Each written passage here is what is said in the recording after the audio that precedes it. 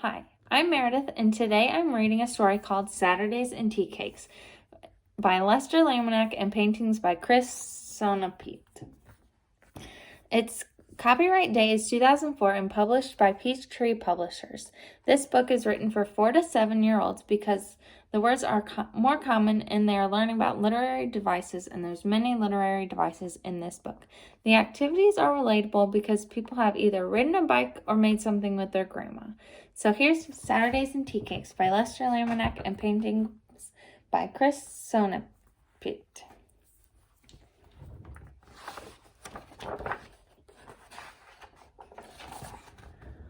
When I was 9 or 10 years old, I couldn't wait for Saturdays. Every Saturday, I got up early, dressed, and rolled my bicycle out of the garage.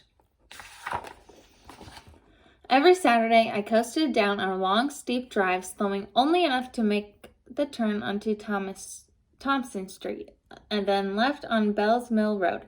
Pedal, pedal, pedal, past Mrs. Coyfield's house, pedal, pedal, pedal, around the horse pasture and up the hill past the cemetery where my grandfather was buried. Pedal, pedal, pedal, past Mrs. Grace Owen's house and up up to Chandler's Phillips 66. Every Saturday, I coasted over the black hose by the gas pumps just to make the bell ring.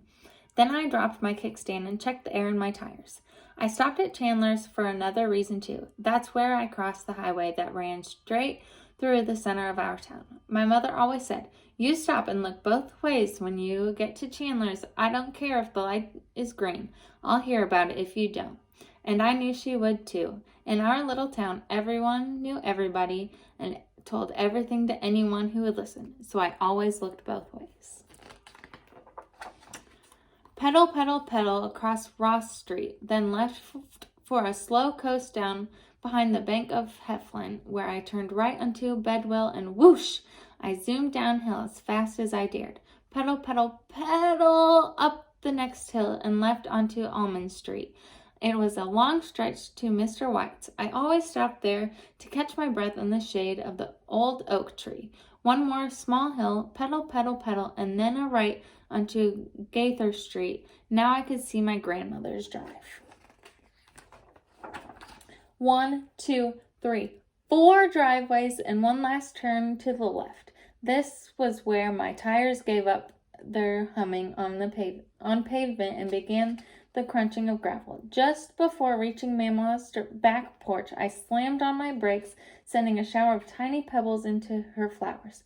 Every Saturday, Mama was there, sitting on her old metal glider, crick, crack, crick, crack, sipping a cup of red diamond coffee and waiting.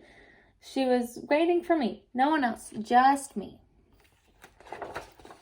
Every Saturday, Mama called out, Come on into this house. Let's have a bite to eat." In Mama's big kitchen, sunlight poured through the windows like a waterfall and spilled over the countertops, pooling up on the checkerboard floor. Every Saturday, she had hot biscuits, sweet butter, and Golden Eagle syrup waiting on the kitchen table. Every Saturday, she poured a little coffee in my cup and filled the rest with milk and 2 spoonfuls of sugar. Then before long, Mama said, "We best clear these dishes away and get out that yard before it gets too hot." I followed her out to the back porch. "Let me put a little water on these ferns," she said. "You go ahead into the car house." That's what Mama called the garage. "I'll be out directly." By the time I pulled the old lawnmower from the garage, Mama was already in the garden picking plump, ripe tomatoes for our lunch. Every Saturday, I pulled the starter rope again and again while the mower sputtered and spit. Finally, that old mower started, and I struggled to push it through the dew-wet grass, leaving row after row of fresh stripes on the lawn.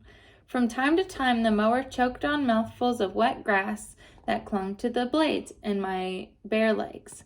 But by early afternoon, the dew pearls were gone, the grass was mowed and dry, and I was soaked with sweat. Every Saturday, I pushed the mower back into the garage, trudged to the back porch, and flopped onto that old glider. Crick, crack, crick, crack. Mama soon appeared with a tall glass of sweet iced tea. You just cool off and rest a spell. I'm gonna make us a bite to eat." Before long, she came back with 2 big tomato sandwiches on hamburger buns.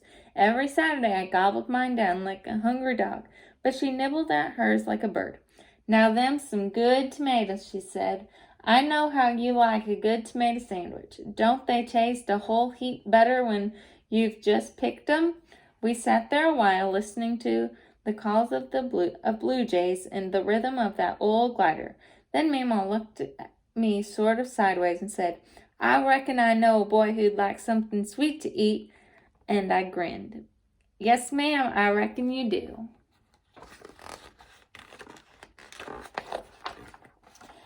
"Come on then," Mama said, heading towards the door. "Let's get in this kitchen and see if we can't make us a mess."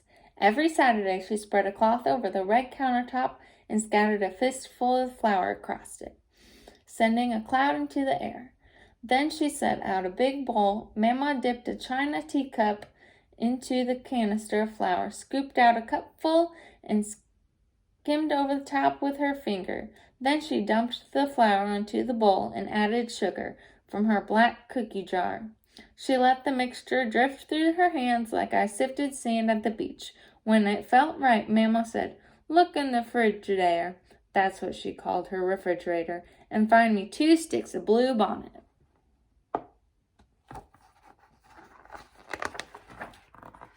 I pulled open the refrigerator and got out the margarine.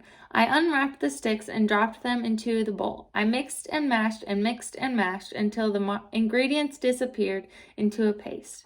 It was smooth and pale yellow and smelled like fresh cotton candy at the county fair. Mama pinched off a little to taste. "I expect we need a bit more sugar in this." She sprinkled sugar until the dough tasted just the way she thought it ought to. "Now get me 3 eggs," she said. I tapped the first egg too hard, making it splatter onto the counter and down the outside of the bowl.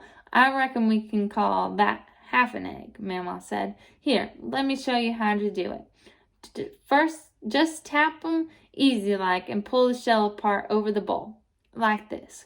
Now you do the next one."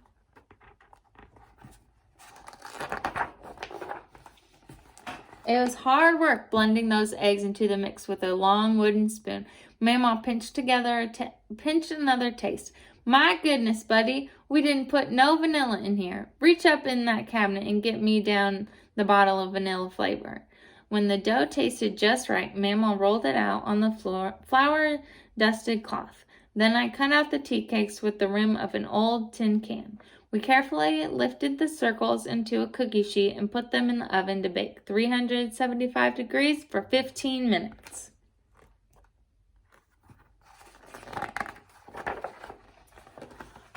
The 15 minutes seemed to last forever. "Are they ready yet, Mama?"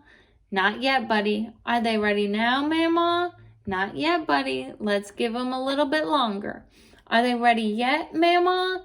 "I reckon they might be." She opened the oven door and the kitchen filled with a smell sweeter than summer gardenias, the smell of tea cakes.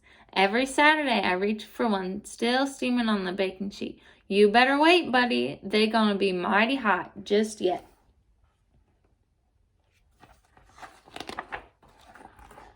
We waited until the tea cakes were cool enough to lift from the baking sheet. Then we set them off on a plate. Every Saturday I ate one, and then another, and I looked at Mama. "Is that all you want, buddy? You be sure to eat all you want. We made them tea cakes just for you." When I had eaten all I could, she set a few off on a saucer for herself and put the rest on a big sheet of aluminum foil. She folded the edges into a little handle at the top. "Now you put these out there in your bicycle basket so you won't forget 'em." Every Saturday, as I pedaled over the gravel again and out Mama's drive, I glanced back over my shoulder. Every Saturday, Mama was there, sitting on her old metal glider and waving. She was waving to me. No one else, just me.